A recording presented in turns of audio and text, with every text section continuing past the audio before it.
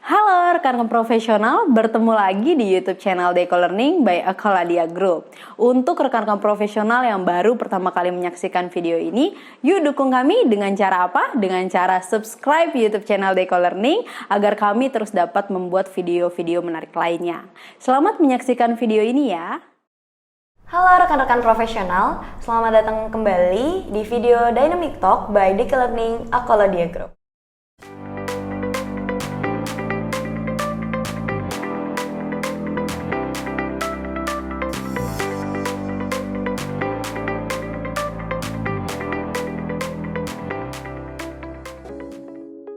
Oke, gimana nih kabarnya rekan-rekan semuanya? Semoga selalu dalam keadaan sehat ya. Saya Ida Catur yang akan membawakan sesi Dynamic Talk kali ini. Oke, di sesi kita kali ini, kita akan berdiskusi mengenai topik Challenge PMs will face in the project economy era. Oke, sudah terhubung dengan saya yaitu praktisi yang sudah lama berkecimpung di dunia project management, yaitu Bapak Boyke Paulus PMP. Halo Bapak, apa kabarnya? Baik. Alhamdulillah baik ya Pak. Oke, terima kasih Pak atas waktunya karena sudah hadir dan untuk sharing-sharing mengenai topik kita hari ini. Mungkin untuk rekan-rekan yang baru menyaksikan video ini Pak, banyak yang belum mengetahui Bapak gitu. Mungkin Bapak bisa menceritakan background, pengalaman, dan mungkin project apa sih Pak yang lagi Bapak manage atau handle saat ini? Oke. Jadi mungkin saya cerita aja kalau projectnya masih disclose ya, saya nggak bisa kasih informasi. Tapi secret ya Pak. Bukan secret karena itu adalah rules-nya. Kalau project berjalan nggak boleh dibuka dulu. Mungkin buat rekan-rekan yang baru bertemu dengan saya mau cerita sedikit background-nya. Saya praktisi project management dan juga berkecimpung di bidang knowledge project management kurang lebih hampir 30 tahun, lebih dari 30 tahun sudah. Jadi banyak hal yang sudah saya handle di dalam dunia project management. Mudah-mudahan apa yang saya punya bisa memberikan manfaat. Amin. Di sharing di sesi ini. Oke, amin Bapak, terima kasih. Dan mungkin kita bisa masuk ke pertanyaan pertama nih Pak. Menurut Bapak sendiri, apa arti dari era project ekonomi bagi project management? Dan apa sih Pak perbedaannya dengan pendekatan sebelumnya terhadap pekerjaan project? Oke, jadi kalau kita ngomong project ekonomi, apa sih sebenarnya sekarang lagi tren kita nyebutnya adalah project ekonomi. Ya. Apa itu project ekonomi? Project ekonomi sebenarnya drive bisnis, drive ekonomi terhadap bisnis. Jadi kalau kita ngelihat situasi ekonomi saat ini, terutama pasca pandemi ya, pasca pandemi, kemudian kita ngadepin banyak, sekarang ada perang, situasinya sangat turbulence ya, sangat kompetitif, semua orang pengen bangkit, ya. Jadi banyak hal yang mesti disikapi dalam situasi yang seperti ini. Nah, kalau kita ngomong project ekonomi, kalau kita ngomong ekonomi sendiri situasinya seperti itu. Nah, kalau ngomong project ekonomi, saya banyak baca referensinya di Drive sama PMI ya. Kalau kita ngomong apa itu project ekonomi, kalau kita ngomong sebenarnya kalau kita ngomong pakai terminologinya Project Management Institute atau PMI, sebenarnya si PMI itu menyebutkan sebenarnya project ekonomi itu adalah paradigm shift, shifting paradigma dari sebuah perusahaan ya, terutama untuk yang punya project management itu men-shift paradigmanya perusahaan terhadap sesuatu yang baru ya. Nah, kalau kita ngomong sendiri project ekonomi itu apa? Project ekonomi itu sebenarnya pada teorinya PMI tadi, sebenarnya PMI mengatakan bahwa kalau kita ngomong shift paradigm artinya PMI memberi project ekonomi itu untuk project adalah mereka harus ready dengan yang namanya new paradigm, situasi yang baru ini gitu ya. Jadi iya, kita ngomongnya bahwa sebuah perusahaan menurut PMI perusahaan harus future ready. Ready terhadap apa? Kalau kita bilang in the future, apa yang mereka harus siapkan dalam hal ini konteksnya adalah biasanya orang akan menyiapkan beradaptasi dengan gampang. Mereka harus mempunyai mekanisme untuk melakukan inovasi yang baik, ya, mengelola inovasi. Kemudian mereka juga ready untuk berhadap hasil dari pekerjaannya dan mereka harus ready dengan yang paling perusahaan tidak suka, atau mungkin kebanyakan orang yang kebanyakan kita pun tidak suka, yang namanya change, perubahan. Jadi karena dunia ini situasinya berubah-ubah, maka mereka harus adaptable, harus beradaptasi dengan perubahan. Nah, kira-kira itu lagi proyek ekonomi terhadap harus project ready management. dengan Iya. hal-hal yang terbaru ya Pak ya. Iya. Oke, dengan pengalaman Bapak Boyke yang cukup luas gitu ya, apa saja tantangan utama yang mungkin dihadapi oleh project manager di era baru ini? Oke, tadi saya udah cerita ya sebagian bahwa kalau situasinya dengan future yang unpredictable ya, kalau kita bilang ya, yang turbulence ya. Jadi yang paling challenge, yang paling berat itu adalah global trend. Global trendnya turbulence. Kita ngambil contoh, ada satu perusahaan konstruksi, ini contoh aja ya, sebuah perusahaan konstruksi tiba-tiba mereka punya bisnis, bisa melakukan diversifikasi berbisnis makanan.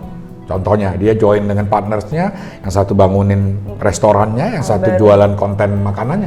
Ya contoh itu. Jadi sebuah perusahaan tiba-tiba dia konstruksi, tiba-tiba dia bisnis makanan.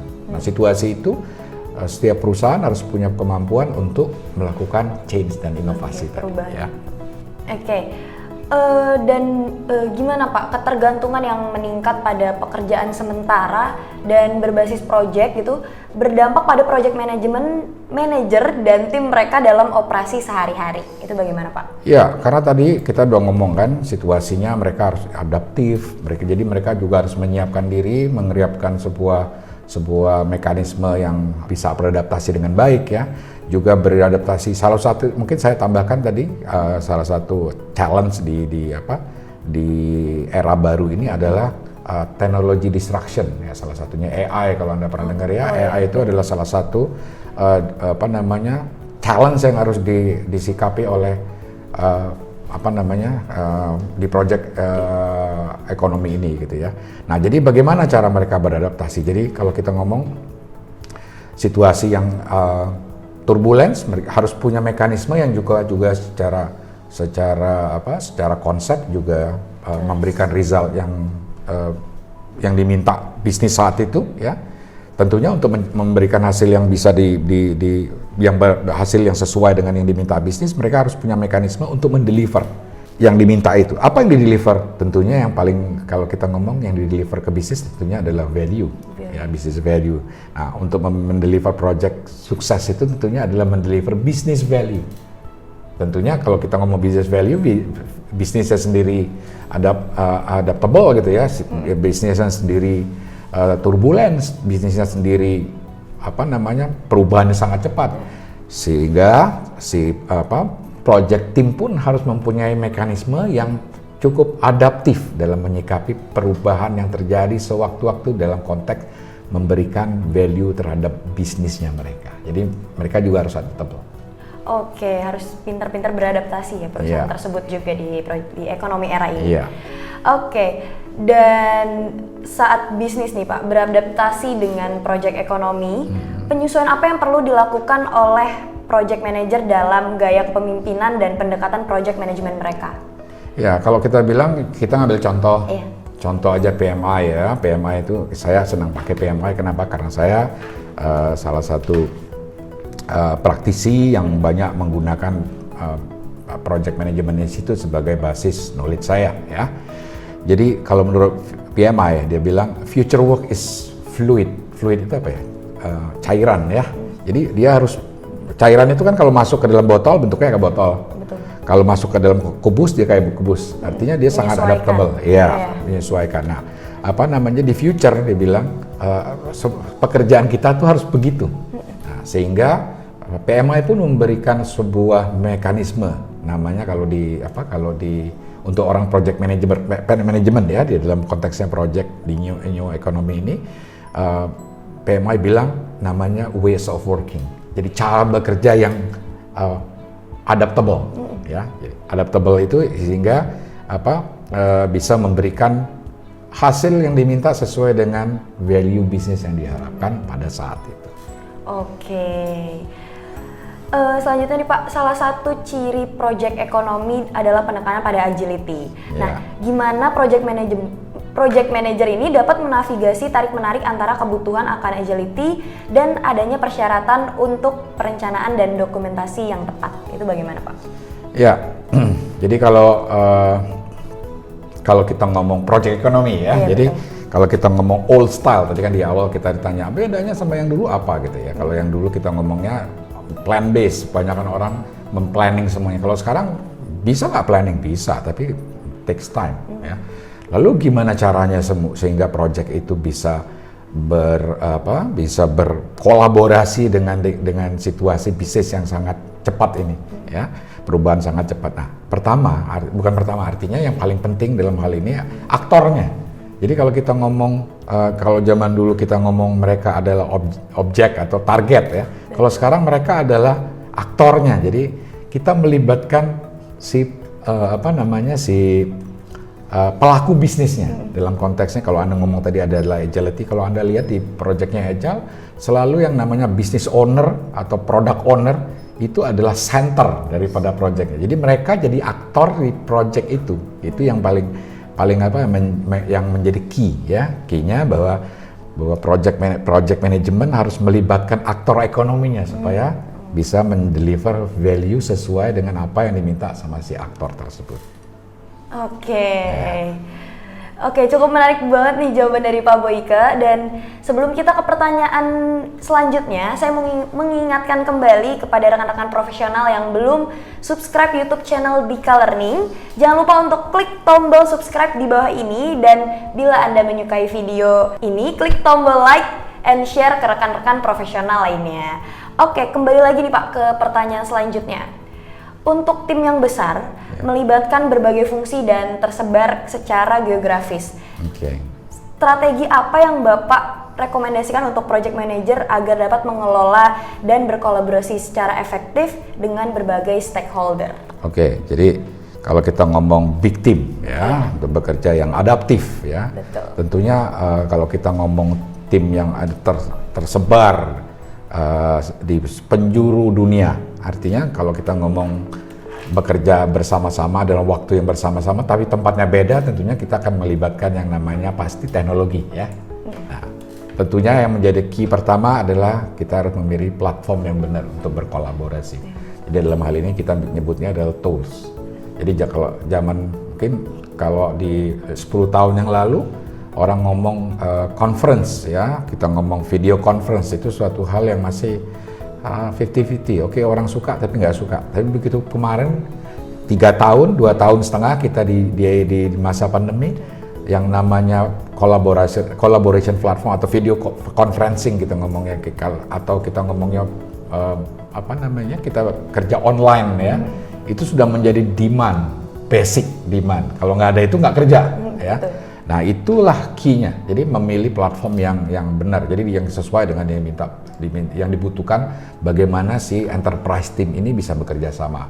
Kalau ada contohnya kalau bikin aplikasi ya, contohnya untuk aplikasi software, tentunya menggunakan platform yang bagaimana para programmer itu bisa bekerja sama dalam satu platform yang baik, bisa berkomunikasi dan bekerja dalam satu media. Jadi pertama yang paling penting adalah memilih platformnya, collaboration platform tools yang sesuai dengan apa yang kita bisa butuhkan. Ya. Berarti kolaborasi itu juga sangat penting juga ya Pak.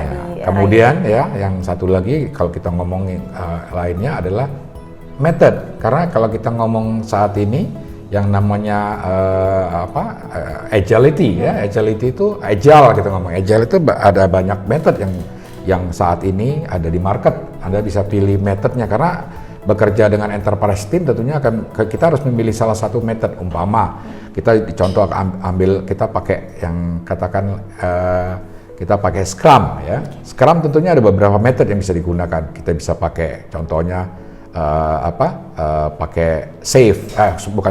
pakai pakai large scale Scrum. Ini metode bagaimana mengelola enterprise Scrum project.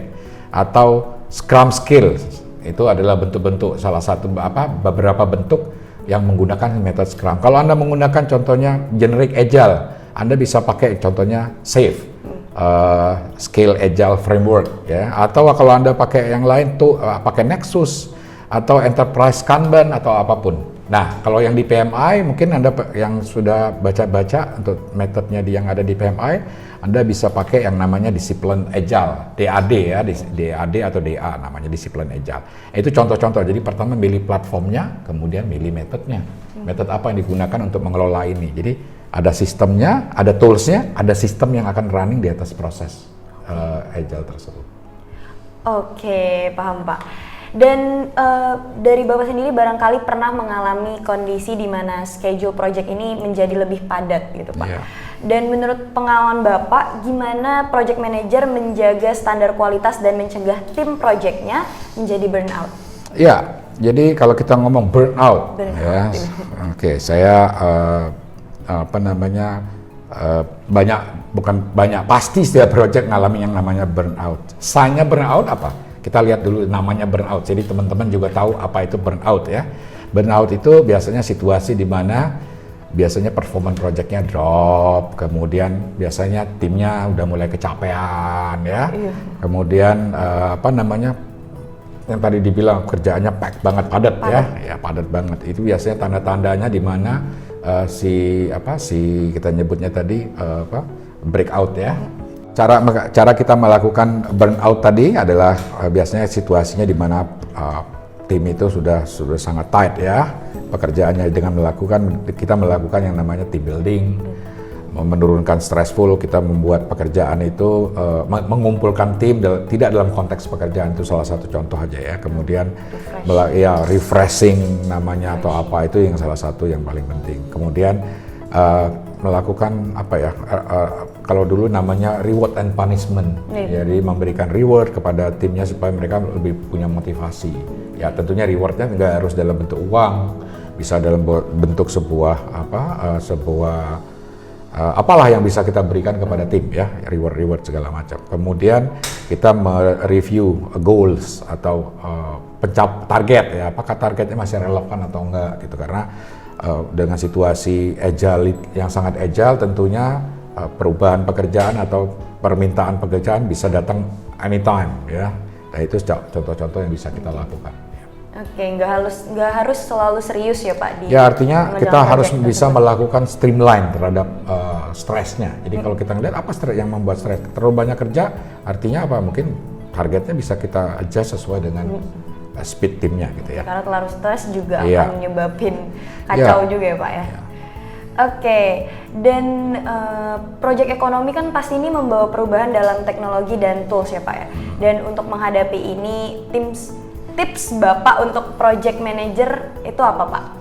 Oke, jadi kalau kita dalam situasi yang saat ini kita ngomong project economy ya, saya sangat relate dengan knowledge yang saya punya dalam hal ini PMI ya. Di PMI itu kalau Anda nanti ada yang tertarik untuk mengeksplor lebih jauh tentang metodenya PMI atau guide yang ada di PMI, itu disebutkan bahwa ketika Anda start sebuah project, yang kita lakukan adalah melakukan assessment terhadap environment bisnis.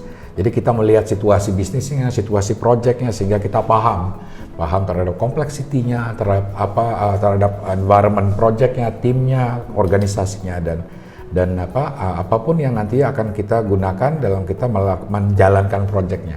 Dan itu akan memberikan, kalau kita bilang, kalau Anda mau ketemu orang, tentunya Anda melakukan background check ya. Sehingga ketika Anda tahu backgroundnya orang ini, Anda bisa berkomunikasi, bisa berhubungan lebih baik atau lebih less stress kalau kita bilang ya. Anda paham bagaimana cara handling segala macam. Nah, sama dengan project pun, ketika Anda start projectnya, Anda harus melakukan assessment terhadap environment, business environment. Itu yang disarankan sama PMI. Oke, cukup menarik banget nih, dan nggak kerasa gitu kita udah ada di pertanyaan terakhir nih Pak. Untuk pertanyaan terakhir nih Pak, di era meningkatnya kompleksitas dan ketidakpastian dari proyek ini, saran apa yang Bapak miliki untuk calon project manager yang baru memulai karir mereka yang ingin maju di lapangan ini Pak? Oke, buat teman-teman nanti yang akan mulai atau bukan mulai, mungkin semua sekarang udah mulai ya. Mulai. Semua udah di lapangan. Progress ya. Sudah berprogres di lapangan di pekerjaan dengan situasi yang sangat agile, sangat adaptif ya. Jadi kalau kita balik lagi ke adaptif, sifatnya adaptif itu adalah sesuatu yang sangat fleksibel. Nah, fleksibel itu akan bisa tercapai apabila yang paling clear adalah kita lakukan bersama-sama. Jadi kalau kita ngomong sebuah agile, fleksibel itu dalam konteks project management kita ngomongnya agile. Di dalam di termnya PMI pun dia bilang being agile, not just doing agile. Jadi lakukan, Anda harus jadi orang yang agile. Tapi untuk menjadi agile itu Anda nggak bisa sendirian. Agile itu adalah environment. Jadi environment Anda juga harus agile. Jadi ketika environment Anda nggak agile ready, artinya Anda nggak ready untuk agile. Jadi Anda harus bisa membuat environment-nya juga agile. Sehingga bisa dengan gampang kita beradaptasi dengan situasi yang sangat turbulensi. Oke, Bapak. Wow, cukup menarik sekali ya Bapak perbincangan kita kali ini. Oke, terima kasih juga Bapak sudah mau meluangkan waktunya untuk sharing pengalaman Bapak di topik ini gitu. Semoga perbincangan kali ini dapat bermanfaat bagi rekan-rekan profesional lainnya. Saya ingatkan kembali untuk rekan-rekan profesional, jangan lupa klik tombol subscribe bagi yang belum subscribe, dan jangan lupa untuk klik like and share ke rekan-rekan profesional lainnya ya. Dan sampai jumpa di sesi Dynamic Talk berikutnya. Stay safe and stay healthy everyone. Bye-bye. Halo rekan-rekan profesional, jika Anda menyukai video ini, yuk dukung kami dengan cara subscribe, like, and share video ini. Nah, untuk rekan-rekan profesional juga yang ingin memberikan masukan ataupun saran, langsung saja tulis di kolom komentar di bawah ini. Semoga video ini bermanfaat ya untuk rekan-rekan profesional. Sampai jumpa kembali di video Dynamic Talk berikutnya.